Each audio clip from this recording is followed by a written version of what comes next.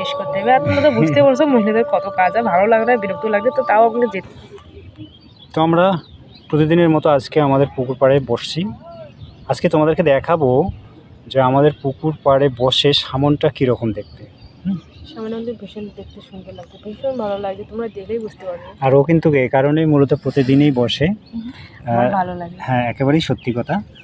আর এই সময়টা বিশেষ করে একেবারেই শেষ মুহূর্তেই পরন্ত বেলায় খুব ভালো লাগে, আবহাওয়াটাও ভালো, প্লাস এখানে বাতাসটাও ভালো লাগে। কি বলো? হ্যাঁ, একদমই তাই। তো এ হচ্ছে আমার পুকুর পাড় থেকে সামনের দিকে, তো সামনের দিকে দেখো পুরোটা ফাঁকা, আর ফাঁকার জন্য ভীষণ ভালো লাগে। এটা থেকে সামনে একটা রাস্তা আছে, তো লোক যাওয়া আসা করে, সেটা একদম বেশি একটা দেখা যায় না। তো এখানেই বসে কিন্তু ভীষণ ভালো লাগে। দেখো কি সুন্দর। আর এই যে দেখো একেবারে সূর্য ডুবে গেছে, না ডুবে নিয়ে আকাশটা কি রকম লাগছে গো, দেখছো আজকে?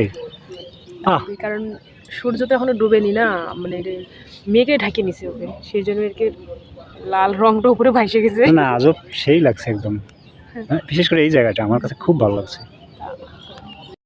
তো বেলা একদমই শেষ, এখন আজান দিত। এটা কিসের আজান বলো তো? আমি বলতে পারবো না, এটা একেবারে শেষ মুহূর্তে, দিনের শেষে আজান দিয়েছে। তখন আমাদেরকে বাড়ি যেতে হবে, কারণ দিন শেষ। এখন বাড়িতে যায়, রাত্রে যা যা কাজ কাম সেগুলো শেষ করতে হবে। আর তোমরা তো বুঝতে পারছো মহিলাদের কত কাজ, আর ভালো লাগবে বিরক্ত লাগবে, তো তাও আপনাকে যেতে হবে, রান্নাটা করতে হবে, খাইতে হবে। তো যাই হোক, বাই বাই, চলো।